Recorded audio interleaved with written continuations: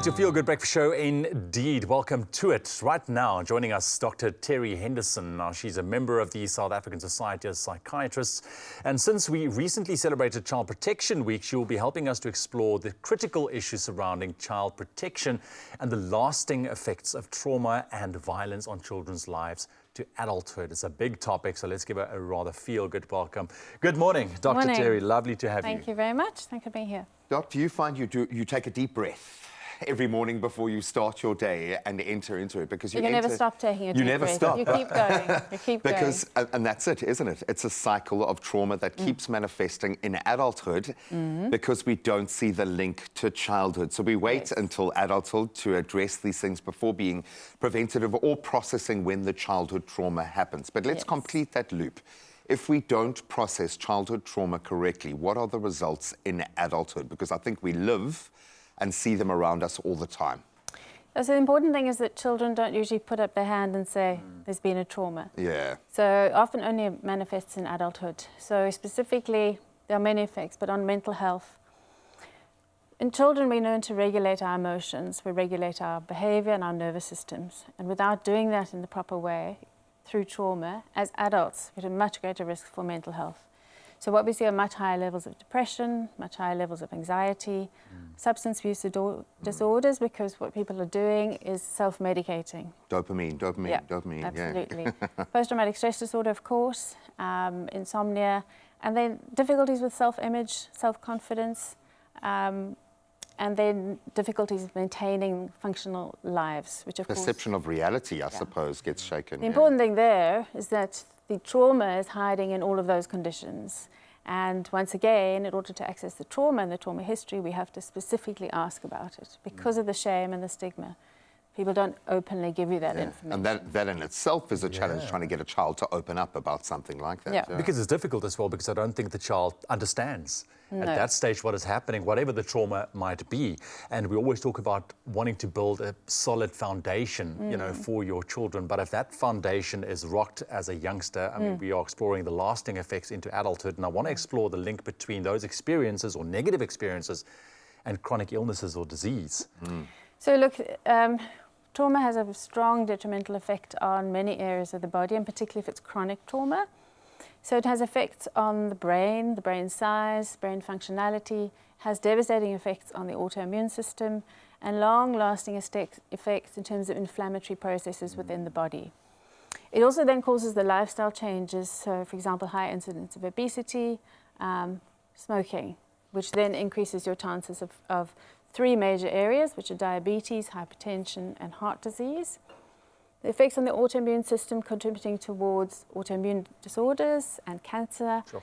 And then, unfortunately, chronic pain disorders as well, fibromyalgia and extreme pain that is impairing. So very significant effects on physical health as well as mental health.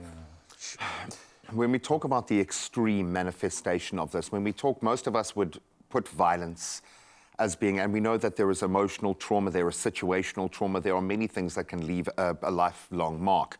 Violence seems to be something else. What does that speak to when we look at future relationships, even just parenting style? If we have been through that, one would assume that beast is always waiting there to manifest in whatever way. The beast is definitely there. How do we wrap our heads around this? We have to understand with children, there are many factors here. It's the effect that trauma has on themselves and their own development, which we've looked at before.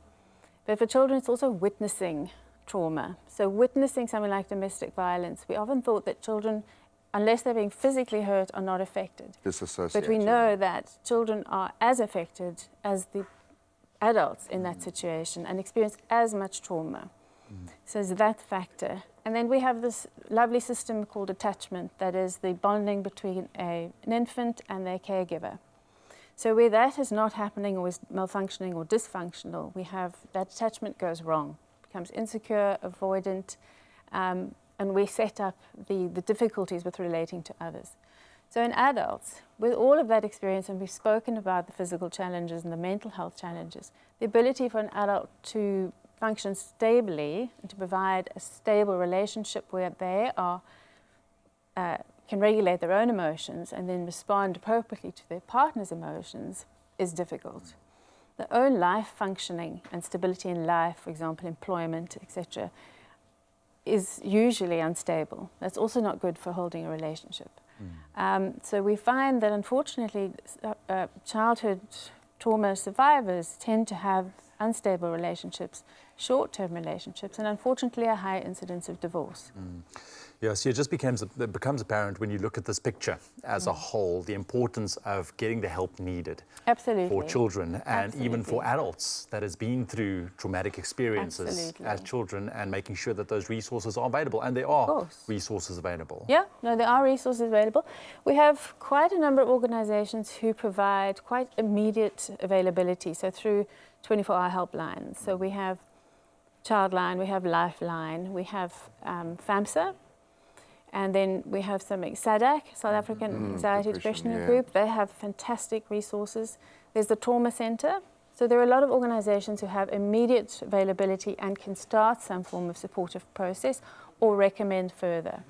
Ideally, what we want is, with a trauma experience that's probably chronic, we do need a process. So in other words, a therapeutic process coming in. And we're looking at counsellors to be doing that. Psychologists, but unfortunately there are very few psychologists in South Just Africa. not enough to serve. Universities are putting out 6 psychologists a year. It's just not enough. The pathology is too great. Sure. So anybody who can step in there to provide a sort of holding process to process that trauma. In that critical gateway. Oh, I'm so sorry, we're going to have to leave it there for now. I can feel a million more questions coming on, which is a good thing. It means we're thinking clearly about this. Yeah. As I'm listening to you speak as one of the amazing guests that we've been lucky enough to have on this very avant-garde couch, as I joked before you came here, almost the mark of being able to get onto this couch is that you've been through some kind of trauma, some kind of massive challenge in order to become the remarkable person that you are. So there is hope if you can process that trauma correctly. So reach out. There are a number of ways that you as an adult can reach out, as a child that you can put your hand up, but most importantly in this space, if you're an adult or a young person who sees this happening, you have to talk about it, because very often children can't speak for themselves. We're all in this together. Doctor, thank you Thanks, so Doc. much. Pleasure.